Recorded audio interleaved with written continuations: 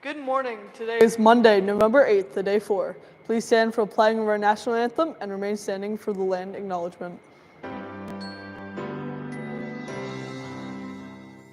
Long Canada, our home and native land, true patriot love in all of us command.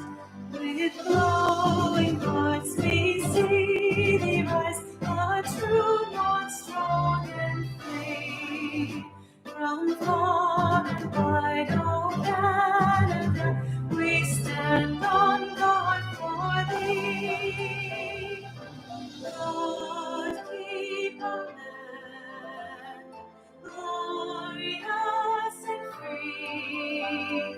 O Canada, we stand on guard for thee. O Canada, we stand on guard for thee.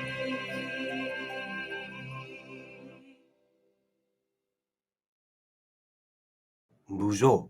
Effie Medill Secondary School acknowledges that we are in the traditional land of the Anishinaabe peoples. We wish to recognize the long history of Indigenous peoples in Canada and show our respect for them today. We would also like to acknowledge the Upper Canada Treaties, which encompass Treaty Number 29 and Treaty Number 45 and 1/2. We recognize their stewardship of the land. May we all live with respect on this land and live in peace and friendship. You may now be seated. Girls hockey, there will be a final girls hockey tryout today, November 8th from 3:30 to 4:30 at the Wingham Arena. Please see Ms. Verhage or Mr. Moffat for more details. MRES asks if you are picking up a younger sibling at Maitland River, you are not permitted on their property until their dismissal time. Medill students should not be going onto elementary school property until after 3:20 p.m. Scent Safe School, this is a reminder that we have students who have severe scent allergies and or respiratory conditions that are triggered by heavy scents and perfumes.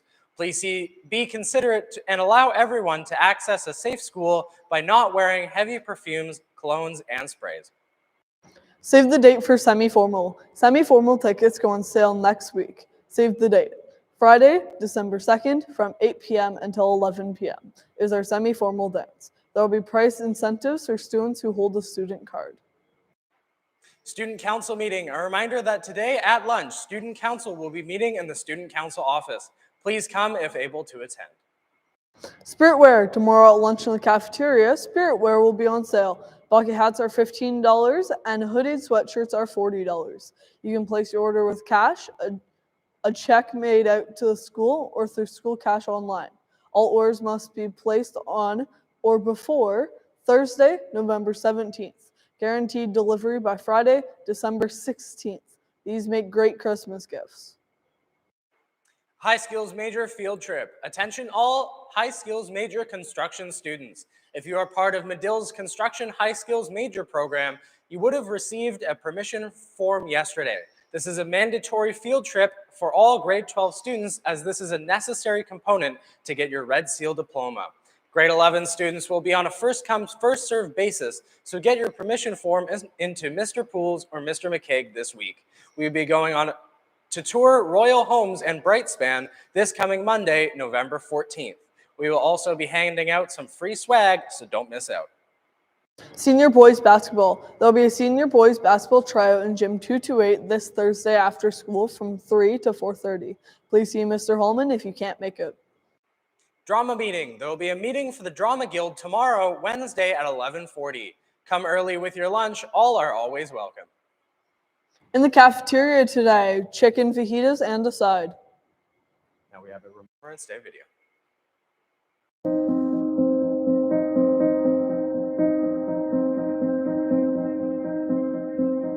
The Canadian War Museum holds millions of objects in the National Collection. Each one tells a story.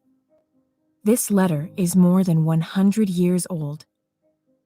It was written by a Canadian soldier, Private George Stonefish, and sent to his friend John Orville Hubble during the First World War. It is an example of how first-hand perspectives help us understand the human experience of war. Private George Stonefish was a member of the Delaware First Nation from the Moravian Town Reserve in Ontario. John Hubble lived in nearby Thamesville. The two men sent letters back and forth throughout the war. Stonefish wrote about everything, from the weather, to food, to his nightmares. He thanked his friend for sending tobacco and undergarments from Canada. The two traded stories about people from their neighboring communities. Stonefish often described the conditions at the front. "We are just waiting for Germans to attack," he wrote in August 1915. While Canadian reinforcements had recently arrived, he noted that their introduction to the front was harsh. "I am sorry to say that some of them are already wounded. Some are killed. The bullets are flying round and shells of all kinds. There is no rest for them." In April 1916, he described returning from a nighttime patrol of no man's land. "Just in time, we jumped in our trenches, and the shells burst behind the trench." After this experience, where he nearly died, he seemed to accept his mortality, musing, "If they don't kill me here, I'll have to meet my death anyhow someday." Soldiers had to be careful when describing their experiences to guard against military secrets falling into enemy hands. Warnings such as the one printed at the top of this letter served as stark reminders. Do not mention your rank, battalion, brigade, or the names of places, expected operations, movements, or number of troops. Stonefish fought at the deadly Second Battle of Ypres in April 1915. A March 1916 letter to Hubble hints that he might one day be able to tell him about the battle. But at the time, all he could share was that he had been to Ypres before and was going again. Letters were important for both people in Canada and those serving overseas. Letters from the front lines provided important insights into the war. For example, some of Stonefish's letters home were published in the local newspaper. For soldiers like Stonefish, letters from home were essential to morale and a crucial lifeline to the communities they had left behind. The Postal Service was the only line of communication between families in Canada and their loved ones on the front lines. The Canadian Postal Corps was created in 1911 to move military mail. Throughout the First World War, Canadians sent approximately 85 million letters. It usually took 2 to 3 weeks for a letter to arrive at its destination. Letters are significant sources because they were written by eyewitnesses to history, revealing unique insight into the human experience of war.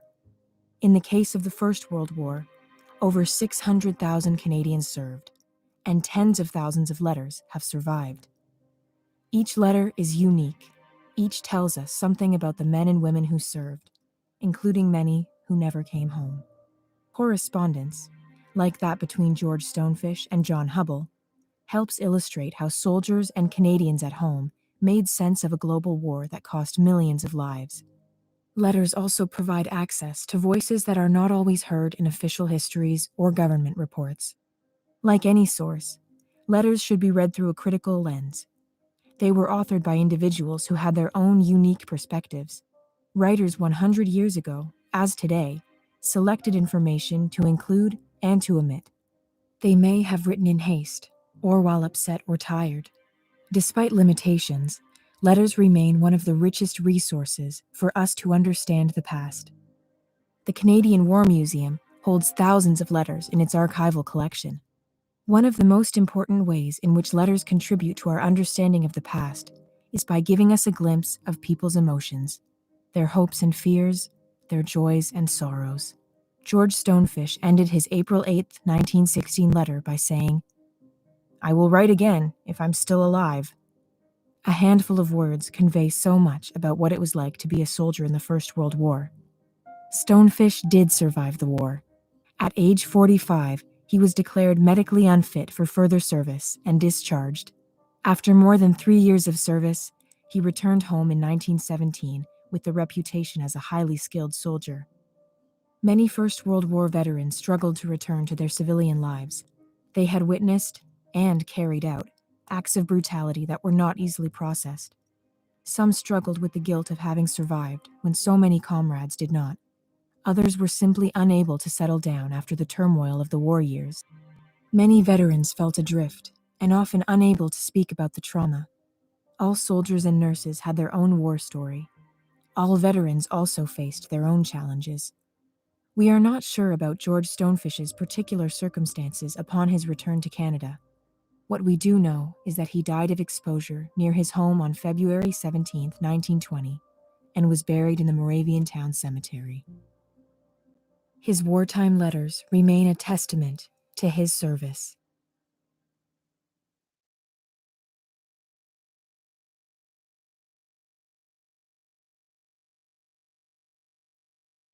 Those have been all of your announcements for today. Thank you and have a great day.